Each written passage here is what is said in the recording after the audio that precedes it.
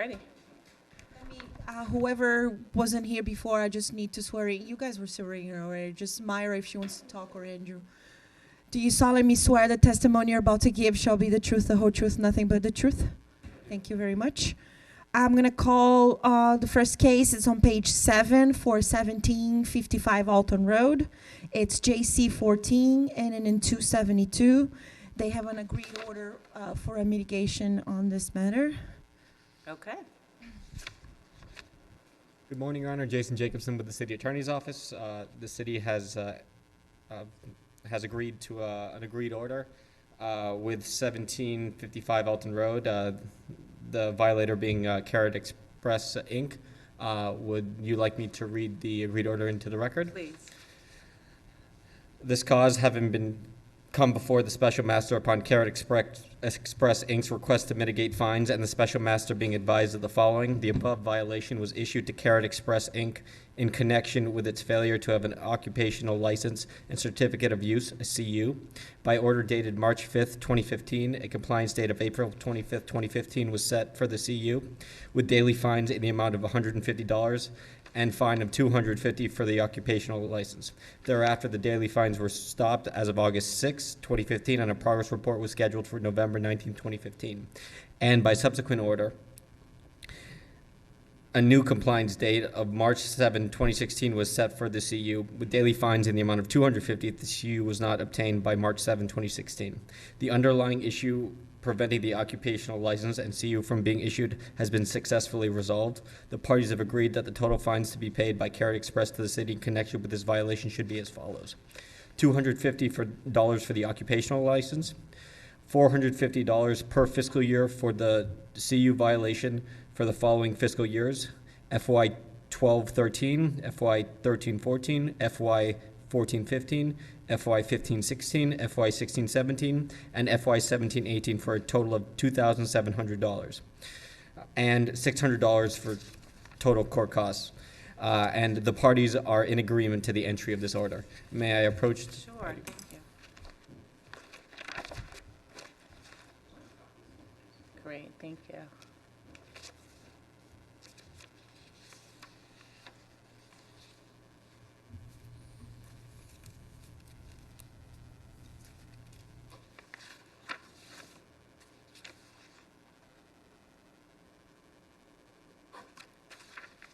Okay, thank you so much. Are you done with agreed orders? Or you have others? Okay, perfect.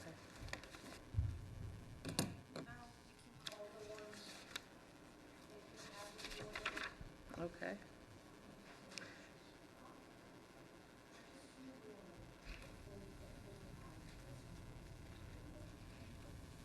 Thank you. Calling on page 6 for 1745 Calais Drive, JC 14, and in 584 for a mitigation.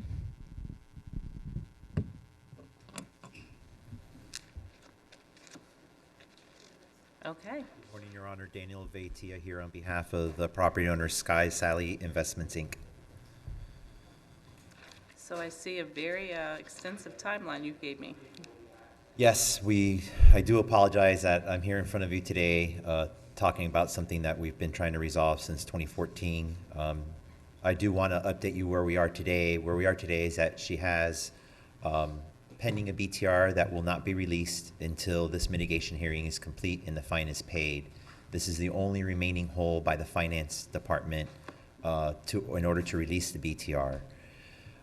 Marilyn, grew up on Normandy Isle. She's owned these properties for 30-something years, and she self-managed them. They're not professionally managed, and every year she gets an invoice from the city. She pays the fee to the city, and to her expectation, she's completed the process of the BTR. Back in 2014, when the city changed systems, they implemented a process through the finance department that started to place holds on BTRs, and BTRs would not be released until they met certain requirements. Unfortunately, Marilyn, self-managing, didn't quite understand this complete process, and she attempted several times to try to understand how it is that she can get the BTR released. In late 2018, I met Marilyn and I agreed to assist her in trying to reach a resolution of understanding how the city process works and all the things that she needs to comply with. She did have some violations, one that you heard about earlier today. I'm glad to report that she has an open permit for all her pending violations, and that the only reason now that this BTR is not released is due to this mitigation. I know she attempted several times to come in front of the special master to try to reach, a resolution. I know she incurred fines. Fines were stopped, and then they started again.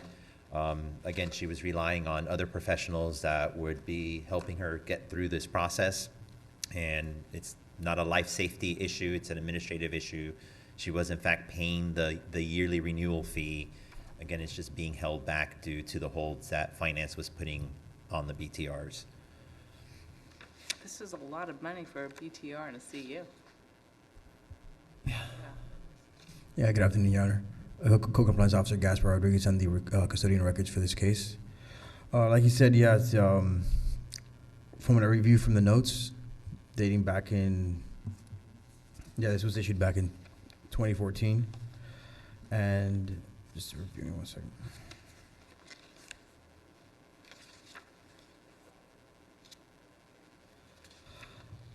Yeah, I've seen several times that it's been seen before a special master started the fines stopped, and then the fines began again. Several times throughout. I think, I'm just trying to figure out what was the delay? I'm trying. So to start, she came in front of the special master herself, asked for fines to be stopped. The special master granted it. She then hired Jerry Goodkin to assist her with getting the BTR released. Again, not a complicated process, but unfortunately, even though she paid the actual yearly fee, the BTR was really never released. Then the fine started again, so Jerry once again came to a special master's hearing asking for the fines to be stopped. That was again granted with a compliance date. Again, that BTR was never obtained. Unfortunately, I don't know why the BTR wasn't released. I would assume it could have easily been related to the violations that were on the property at that time. So she was kind of stuck in a cycle where you couldn't get the BTR released so long as you had an open violation. Thankfully, so today, that's no longer the practice of the finance department. They'll make you aware of the open violation, but the BTR will be released under certain circumstances so long as you're not owing money to the city. So today, the only reason the BTR is not being released is due to this case. And I understand it's been there for some time, and I know that she's been willing and trying to get the BTR released, not really completely understanding the process because she doesn't have someone that's going to honestly guide her through understanding what she must do, not what they suggest she do. But I think you can see now she really does understand the importance of just acting quickly on city notices and, not using the argument that you don't understand the process. And I'm happy to report that she has a BTR on all of her buildings, and the only one that's pending is this BTR here today. So the original violation was, I'm trying to think of the date, it was 2014? Yes, April 30th, 2014. And the compliance date was when? The first special master hearing was in August 28th, 2014, and When did she finally get a compliance?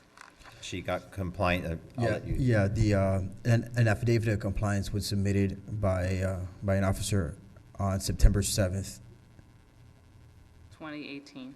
2018. 4 years?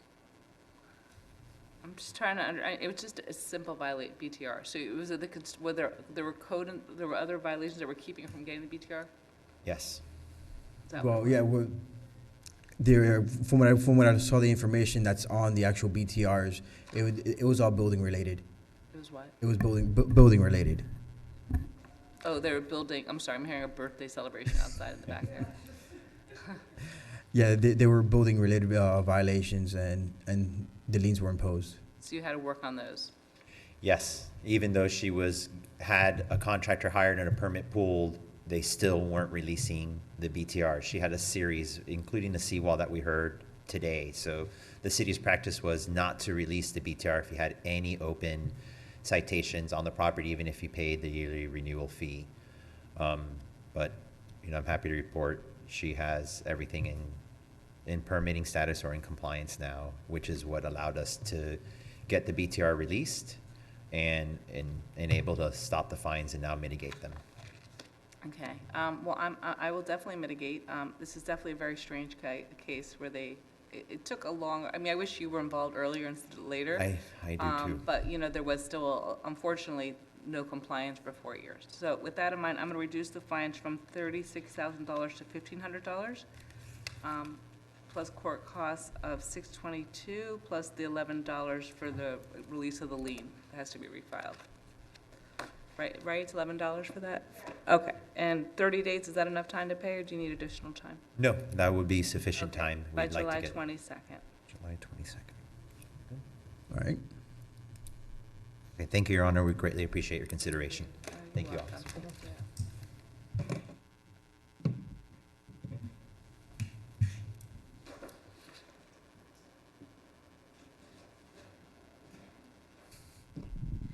The next one, it's on page 6 for 6970 Indian Creek Drive, JC14, in 524 for a mitigation.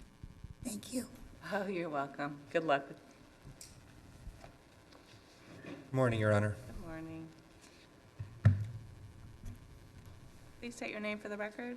Andrew Fisher here on behalf of 6970 Apartments, Indian Creek Apartments LLC. Okay.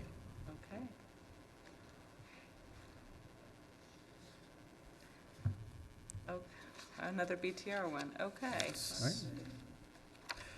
Good morning, Your Honor. Code morning. Compliance Officer Gaspar Rodriguez. I'm the custodian of records for this case.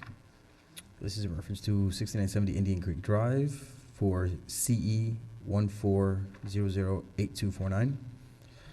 Violation was issued on April 29th, 2014.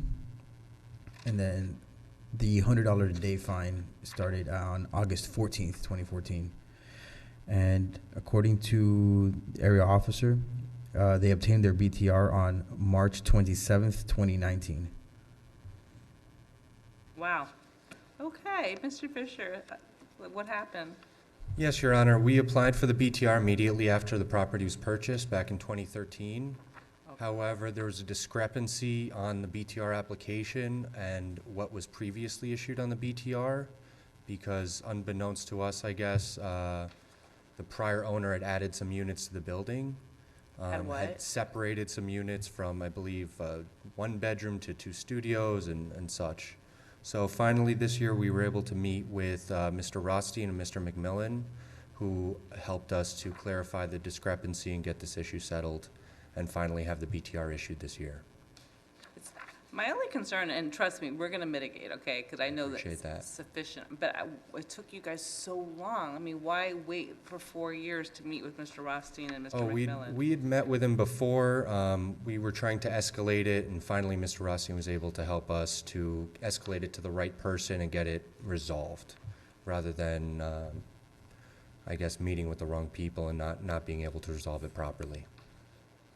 So were they keeping their BTRs active every year or after that? I mean, were you paying for them every year? I know that you didn't have a BTR and a CU, but because they won't give it to you if something else is holding it up. Were you paying for them every year in the I meantime? believe so, Your Honor. Unfortunately, I don't have a strict timeline because we've had a couple changes in management since the property was acquired, but I do believe so. If you give me a second, I can look it up. for you. Yeah, would you please let me know? I just want to know.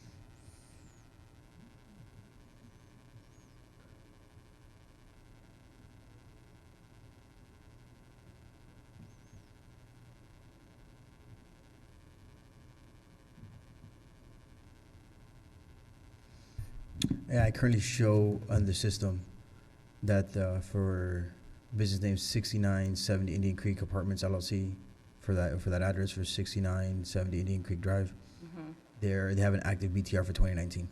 They do have an active one. Okay. So And that- did they pay for the prior years as well? Let me check for those. Let me check 2018.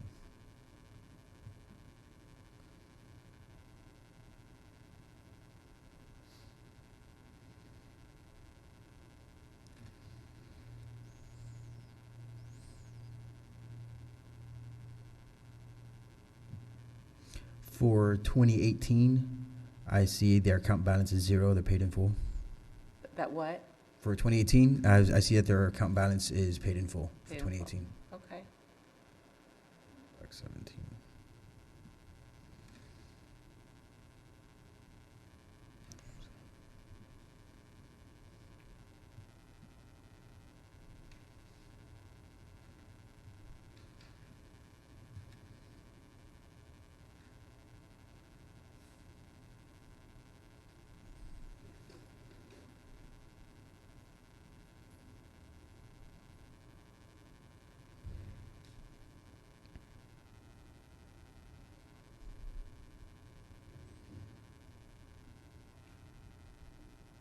And 2017 is also shows a zero balance paid in full. Okay, great. So, all right. I'm going to go ahead and reduce this to $2,500 plus the court costs, plus the $11 for the filing. It's to be paid 30 days. Is that enough time? Yeah, that'll be sufficient, Your Honor. July What are the 20 court costs, I'm sorry? Court costs are $211, I think. And what was the fine again? And then the $11 filing fee by July 22nd.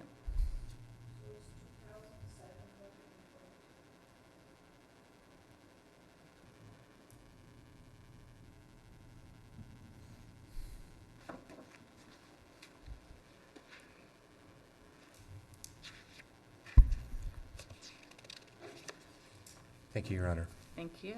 Andrew Fisher. All right, that concludes our 11 o'clock calendar. All right,